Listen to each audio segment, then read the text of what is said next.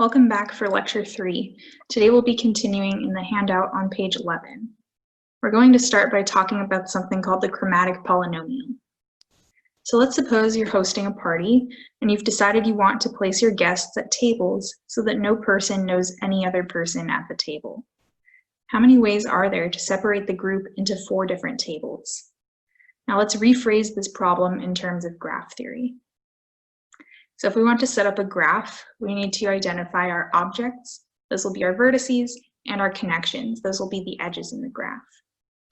So here I would say the objects are the guests. Say we have 6 of them. Well, let's make more for this problem.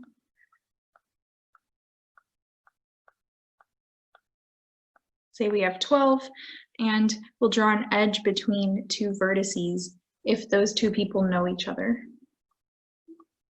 So these edges will represent our connections.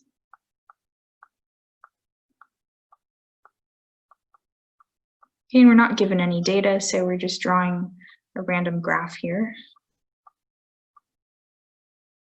Okay, let's say we have this graph.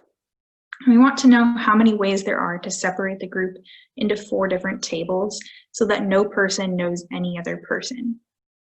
So in other words, if 2 vertices are adjacent, we don't want those people at the same table. Now we can think about what we talked about in the last lecture with coloring our vertices. So saying that no 2 adjacent vertices can be at the same table is the same as saying no 2 adjacent vertices can be colored the same color. We can let the colors represent the 4 different tables. So what we're looking for here is we want a 4 coloring of our graph. And we want to know how many ways there are of getting a 4 coloring.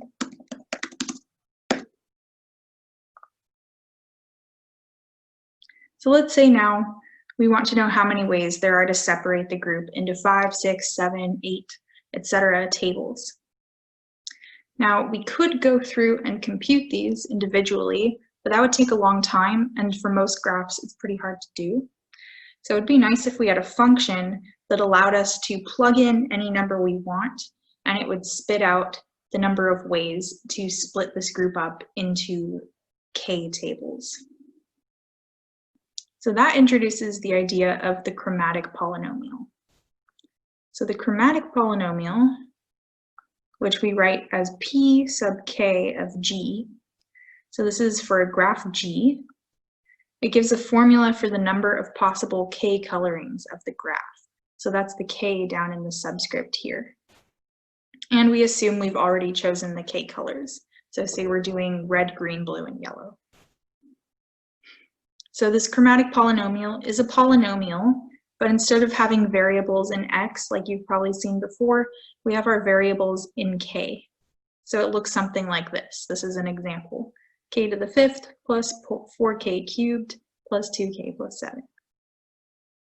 And if you plug in any positive integer value for k, say we plug in 4 here, it will tell you the number of 4 colorings of the graph G.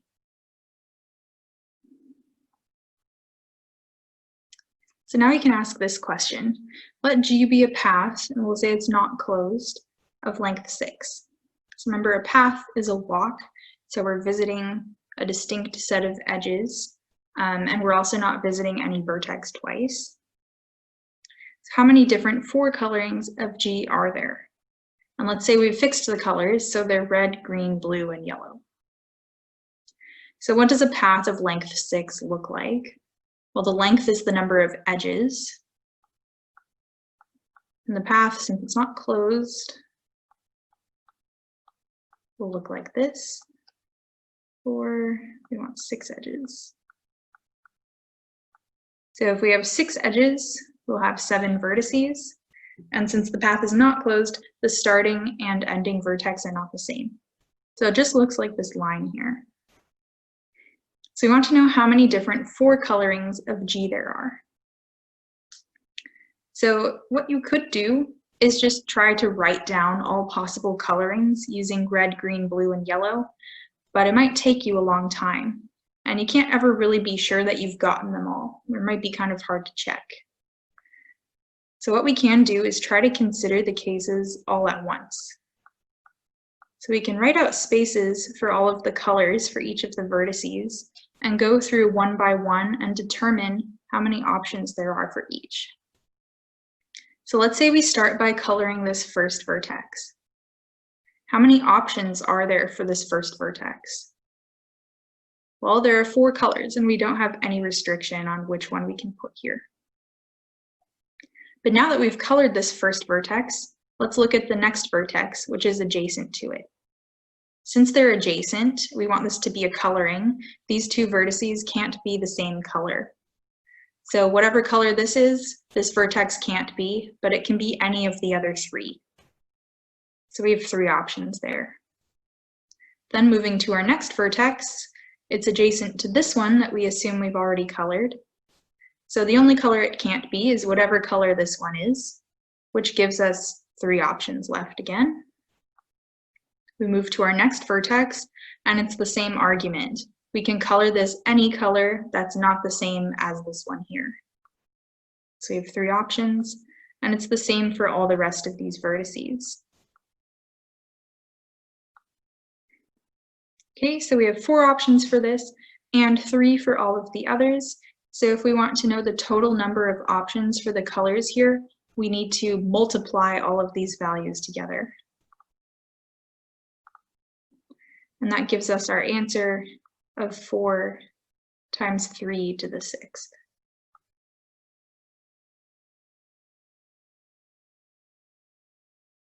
So then how many 7 colorings of G are there?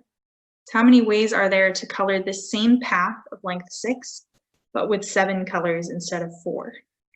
Why don't you try this one on your own first, and then come back. Okay, so now that you're back, let's talk about it. We can do the same exact thing again, where we write out the spots for all of our 7 vertices. And in each spot, we write how many options there are for the colors of that vertex, given that we've already colored the vertices where we've written down a number. So how many colors do we have for this first vertex? Well, we haven't colored anything yet, so we have 7 options. But once we've colored this vertex, this next one, which is this vertex here, is adjacent to the first one. So it can't be the same color as this first vertex, but it can be any of the other 6. And by the same reasoning, all of these vertices have 6 options once the ones preceding have already been colored. And again, we can multiply all of these values together. So the total number of 7 colorings of G is 7 times 6 to the 6th. So now we can ask, how many K colorings of G are there? So how many ways are there to color this same graph, this path of length 6, with K colors? Okay, and our answer will be pk of G, the chromatic polynomial of G, because the chromatic polynomial tells us the number of K colorings of our graph. So it's in terms of this variable K instead of these specific numbers that we've written before. So you can either deduce the answer by looking at the pattern from these 2 examples we did earlier, or we can start over from scratch. So we have K colors possible. So how many options do we have for our first vertex? We have K options. And once we've colored in this vertex, we look at the next vertex, which is adjacent to the first one. Since it's already colored in, we can't color the second vertex that same color. So we have 1 fewer option, giving us K minus 1 for this spot here. And then for the next vertex, it's adjacent to this one. This one's already colored, so we can't choose the same color here, meaning we have K minus 1 options left. And just like in the other 2 examples we did with specific values, there are K minus 1 options available for each of these vertices. So then when we multiply them all together to get the total number of colorings, we get k times k minus 1 to the 6th. And this is the chromatic polynomial of G, the number of k colorings of G. And now we can plug in any value of k we want, any number of colors, and it will tell us how many k colorings there are. So notice if you plug in 4 for k here, you'll get the answer that we wrote up here for this example.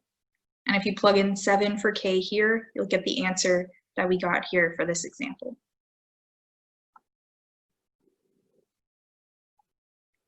So now we can abstract a little bit further and ask, what is pk of G, or the chromatic polynomial, where G is a path of length n? So before we had a path of length 6, and now we have a path of arbitrary length n. We're not specifying what n is, we want to keep it as a variable. Let's try to figure this out. We can do it the exact same way we did the other problems.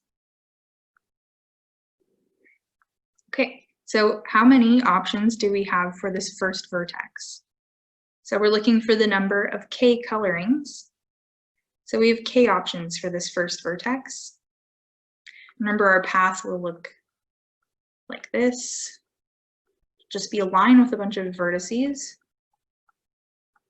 We'll continue on and be of length n. So since this path has length n, there are n edges in it. There will be n plus 1 vertices. So we have n plus 1 spots here. So once we've colored this first vertex, that only gives us k minus 1 options for the second one. Okay, and now that we've colored this second vertex, that gives us k minus 1 options for this next one. And now that we've colored this vertex, we have k minus 1 options for the next one. So that will continue until the end. Each of these vertices will have k minus 1 colors once we've colored the one that comes before it.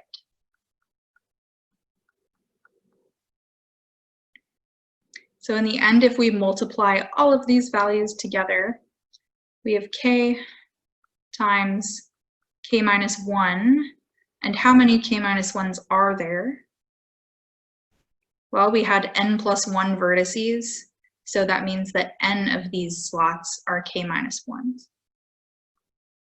So our chromatic polynomial is k times k minus 1 to the nth power. We write that as pk of G.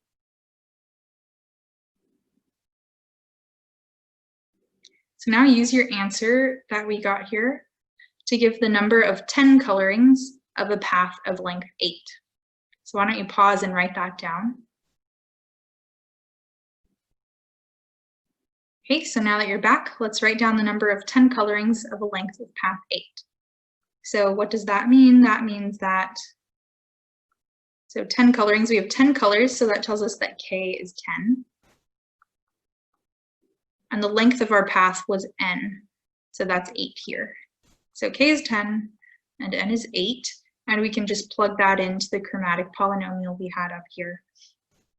So p10 G. We don't plug anything in for G because that's our graph.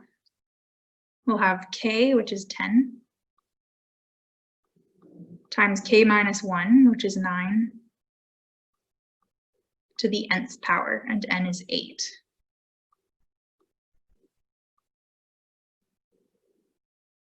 And you can multiply that all out if you want to see the answer, but mathematicians like to keep things factored. Okay, let's move on to a new type of graph. Now G is K5. Remember from yesterday, this is the complete graph on 5 vertices. So it's the graph on 5 vertices where each vertex is adjacent to each of the others. So we can draw it like this as a pentagon with a star inside. Okay, this is K5. and we want to know pk of k5. So the number of ways to color the vertices of this graph with k colors. And we can do a similar thing we were doing before. So now we're not going to write out spots for our vertices and lines. We're just going to write the number of possible colors available next to the vertex. And we're going to assume that once we've written the number down, that vertex is already colored. So we can start at any vertex we want. Notice this graph is symmetric. All the vertices are essentially the same.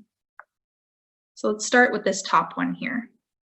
We're looking for k colorings, so we have k colors available. So that means we have k colors for our first vertex. Okay, let's move to, say, this vertex next. We assume we've colored this one in already. So how many colors are available for this next vertex? Well, it's adjacent to this one, so it can't be the same color as this vertex, but it can be any other color. So that means we have k-1 options. Now let's move to this vertex. This vertex is adjacent to this vertex, which is already colored, and it's adjacent to this vertex, which is already colored. So it can't be the same color as this one, and it can't be the same color as this one, and these are two different colors because they're adjacent. So there are two colors we can't color this new vertex, meaning we have k-2 options. Why don't you pause the video and try to determine how many options are available for these last two vertices. You're welcome back, and let's talk about it. So now we're looking at this vertex, and it's adjacent to all three of these vertices that are already colored, and they're all different colors because they're each adjacent to the others. So there are three colors we can't choose for this vertex, but all the rest of them are still okay. So we have k-3 options. And then moving to this last vertex here, it's adjacent to each of the others. These are all different colors because they're all adjacent to each other. So there are 4 options that we can't choose, giving us k-4 remaining. Okay, so to get the total number of possible k colorings, we multiply all of these values together. So our chromatic polynomial is k times k-1 times k-2. I'm going to write the rest down here, times k-3 times k-4.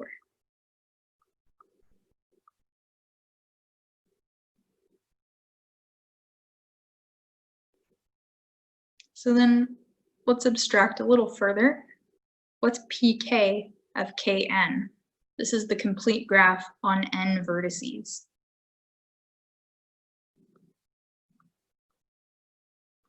Well, what's special about this graph in determining what color the next vertex can be, just like we looked at up here?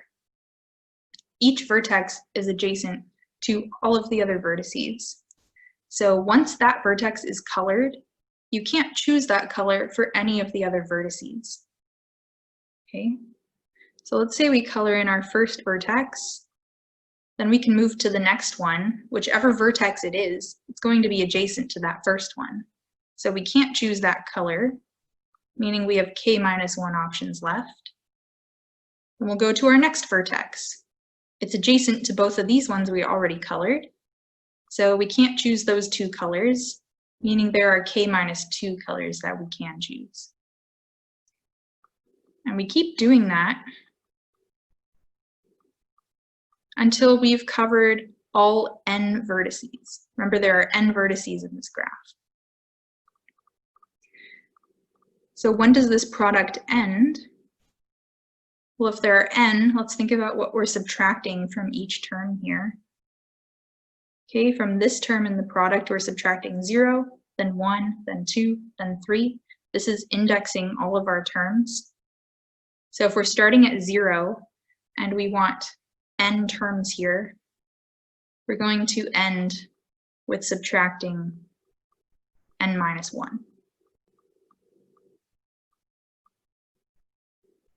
And you can see that's what happened in this example above.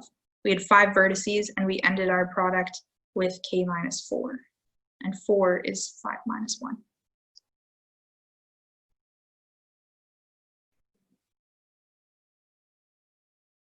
Okay, so now let's find the chromatic polynomial for a cycle of length 4. So remember that a cycle is a closed path, so it starts and ends at the same vertex. So what does this look like? If our cycle is length 4, it will look like a square. But we have to be careful here. We'll see that we'll have to consider 2 cases. So why is that? Well, let's start doing what we did in the last problem and just start labeling each vertex with the number of colors possible. So this first vertex has k options. Remember, we're using k colors. That means that this second vertex has k minus 1 options.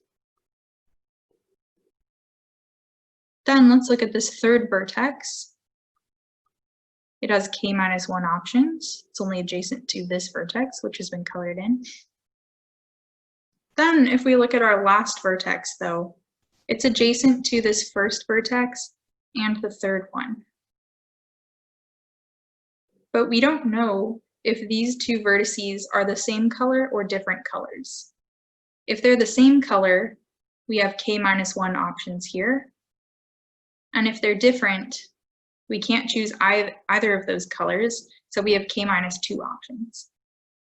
So we have to split this into 2 cases. Okay, so what are the 2 cases? Case 1 is the first and third vertex are the same color.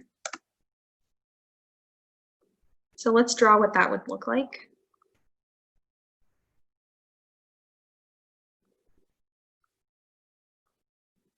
Draw our square again. It's more of a rectangle this time. Okay, we're assuming that these 2 vertices will be colored the same color. So we have k options for the first vertex. This next one is adjacent, so there are k minus 1 options here. And then this next vertex, we said it's going to be the same color as this first one. So there's only one option here. It has to be whatever we colored this. Okay, then for our last vertex, these 2 are the same color, meaning there are k minus 1 options for this last vertex. It can be any color except whichever one we chose for these. So now we have our second case. Let's move that up.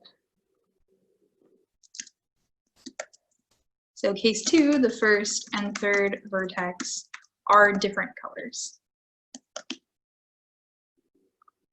So let's draw another graph here.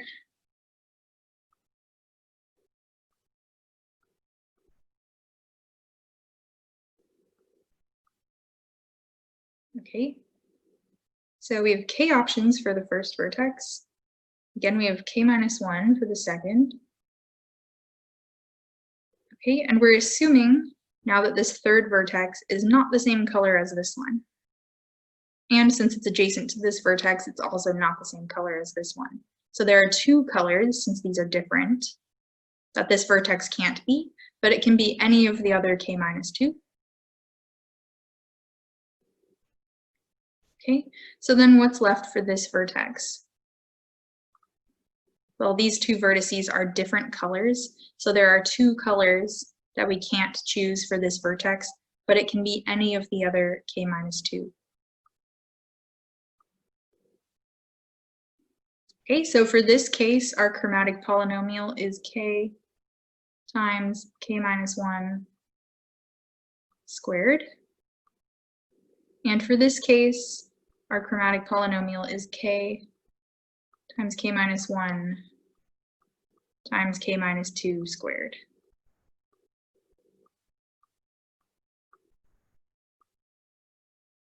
And since these are 2 separate cases, they don't overlap. You can have either case 1 or case 2. We add these together in the end to get the total chromatic polynomial for our cycle of length 4. So in the end, pk of g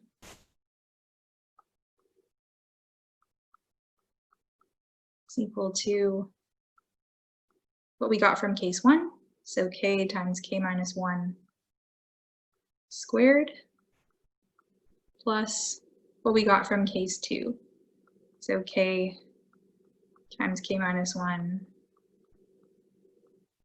times k minus 2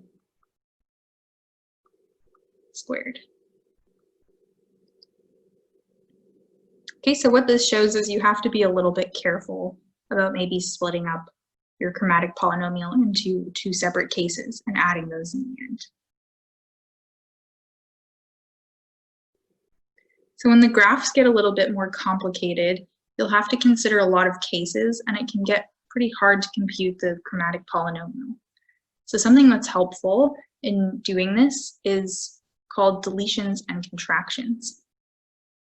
So let's say we've picked an edge, we'll call it G, or call it E, in our graph G. Then G minus E will be the graph G with the edge E removed or deleted. It's called a deletion. Okay, so in this example, let's look at this graph G here, and this edge is labeled E, and I want you to draw the graph G minus E. So why don't you pause and try that now. Okay, so now that you're back, let's draw this graph. So G minus E, that's where we just remove this edge, pretend it was never there. So our graph will look like this. Okay, this is G minus E.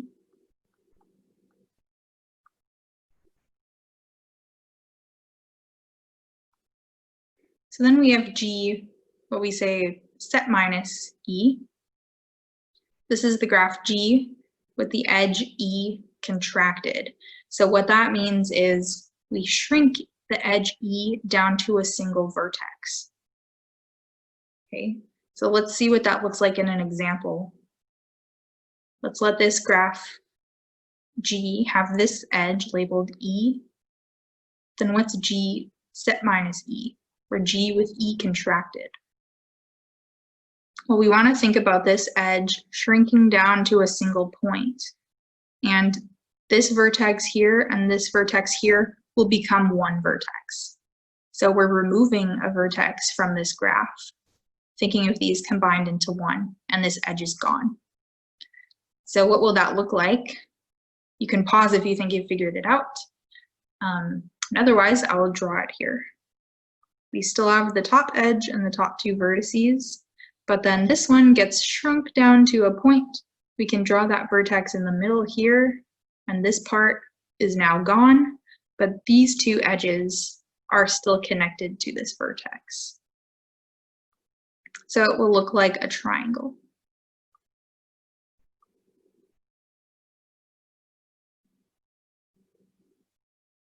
Okay, so now that we know what deletions and contractions are, we can use this theorem to help us compute chromatic polynomials. So this theorem says that the chromatic polynomial is equal to the chromatic polynomial of the graph G with the edge E deleted minus the chromatic polynomial of the graph G with the edge E contracted. So let's do an example to see exactly what this means. Let's find the chromatic polynomial for this graph using this theorem we just looked at. Okay, so in order to use this theorem, we want to compute the chromatic polynomial of this graph using this formula on the right-hand side of the equation, which means we have to select an edge E. And we have to look at 2 separate graphs. We have to look at G minus E, the graph G with the edge E removed, and we have to look at G set minus E, the graph G with the edge E contracted. Okay, so we can pick any edge we want here. Let's just pick this one on the bottom. Doesn't matter which one you pick. And we'll look at G minus e, and we'll look at g set minus e. So why don't you pause the video now and try to draw what these two graphs look like. Okay, so now that you're back, let's draw these graphs. So the first one is where we delete e from the graph. Okay, so we're just going to remove this edge, but keep these two vertices and everything else there. So our graph looks like this. It's the same except that edge e is gone. And what is this? Do you recognize what this graph is? This is actually a path, a not closed path of length 4. Okay, now let's look at g set minus e. We're going to contract this edge, so we're going to squeeze it down to a single vertex. So we still have everything on the top, but then this edge and these two vertices get contracted to a single vertex down here, and this edge that was attached to this vertex is attached to the single one here, and this edge that was attached to this vertex is attached to this single vertex here. So this is just the square, which we actually wrote down the chromatic polynomial for here earlier. Okay, so to use this theorem, use this formula, we have to compute the chromatic polynomial of this first graph here and the chromatic polynomial of this second graph here. So we did this one already. We computed the chromatic polynomial for a path of length n. Here our path has length 4. So pk of g minus e, we could think about how we got it again. So this first vertex we can color with k colors. Then we move to the next one. It's adjacent, so it can't be the same color as this. So it has k minus 1 options. Okay, then this next one also has k minus 1 options. Just can't be the same color as this one here. Now that this is colored, this next vertex has k minus 1 options, and the last vertex has k minus 1 options. So we have k times k minus 1 to the 4th. Okay, and this chromatic polynomial of the square, we computed on the last page. So we can just look at this again. We had k times k minus 1 squared.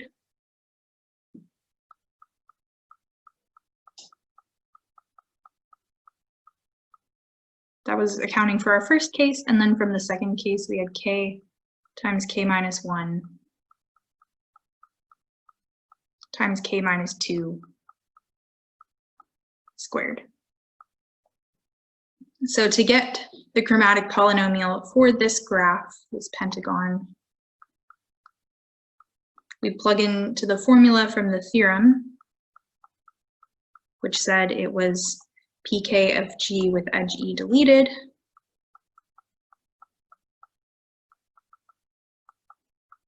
minus pk of g with edge e contracted.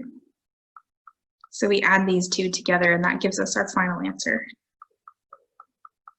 So k times k minus 1 to the 4th plus, minus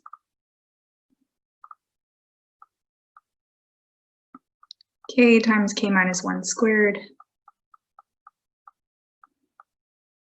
and it's minus this whole thing, so we'll put parentheses there, plus k times k minus 1 times k minus 2 squared. And that's our chromatic polynomial for the pentagon.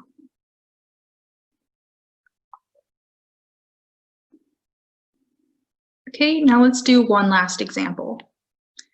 So what we want to do for this graph G is first find the chromatic polynomial directly. so without using the theorem of deletions and contractions.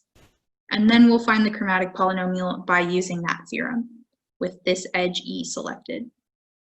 And in the end, you can show algebraically by manipulating your polynomials that your answers are the same. So why don't you pause and try to do all of that, and we'll come back and talk about it together.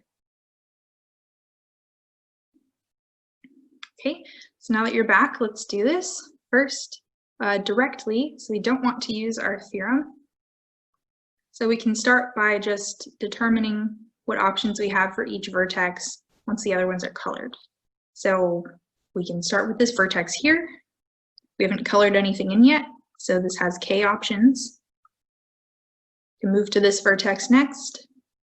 It can't be the same color as this one, so we have k-1 options. And then we move to this vertex. It can't be the same color as this one or this one, and these are two different colors. So we have k-2 options here.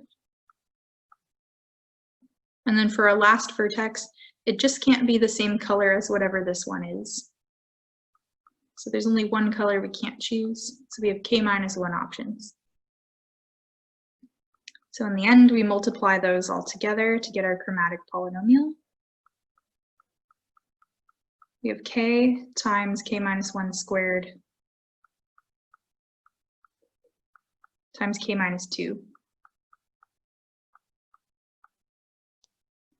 And now let's do it using the theorem we had from earlier. So remember it said that pk of g was the chromatic polynomial of g with the edge e deleted minus the chromatic polynomial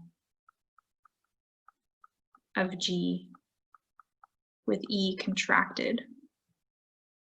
And let's think about for a minute why that theorem actually makes sense. So maybe we'll go back to this first example we did.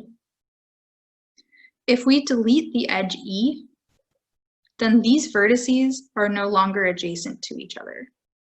So if we're looking at the number of colorings for this graph, we include more than the number of colorings for the graph G here, because we include colorings where these two vertices that are adjacent in G but not here are the same color, which can't happen in G. So what we want to do is subtract all of the colorings that we got here where these were the same color. And if these are the same color, well, we can just think about them as a single vertex, hence how we get the contraction. We look at the number of colorings where these two vertices are just treated as one vertex because they're the same color. So if we take all these colorings here minus the ones here, we should get the chromatic polynomial for our original graph. Okay, so let's compute these. First, what is G minus E? We delete this edge, so we're left with a triangle and a vertex by itself.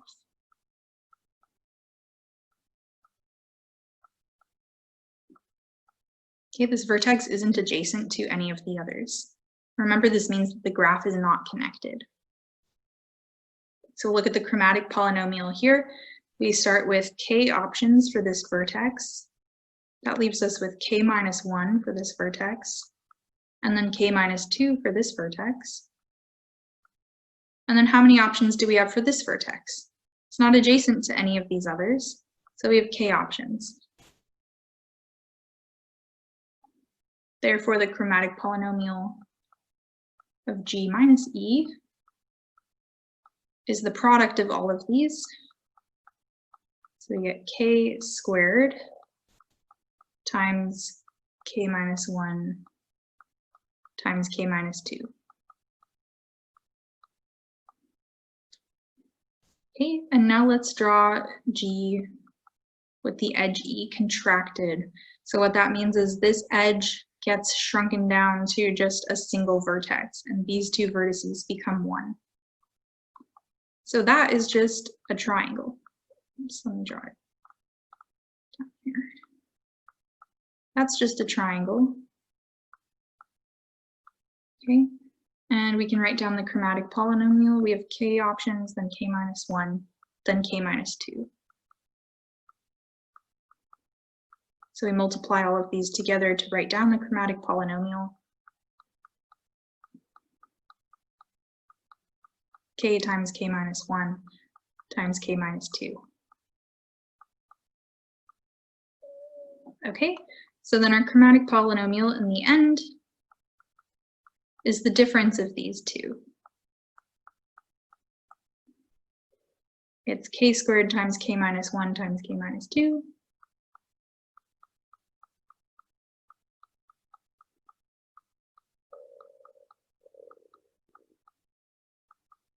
Minus k times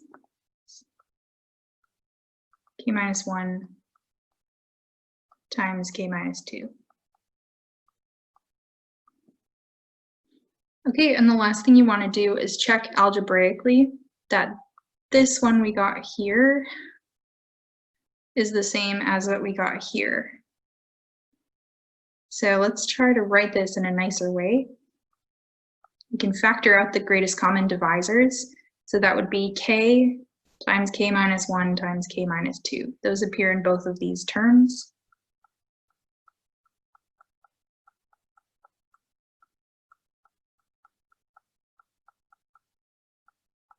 And what's left from the first term, we're left with a k.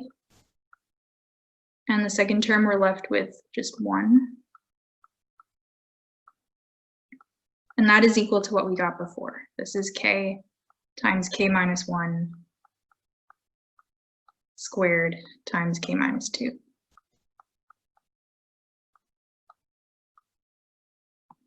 Okay, so that's it for this lecture. I do want to say that this is probably the most challenging lecture out of the 6. So if you felt a little confused during this or that you didn't quite grasp it fully, that's okay. You don't need to know what we learned today to understand the next 3 lectures.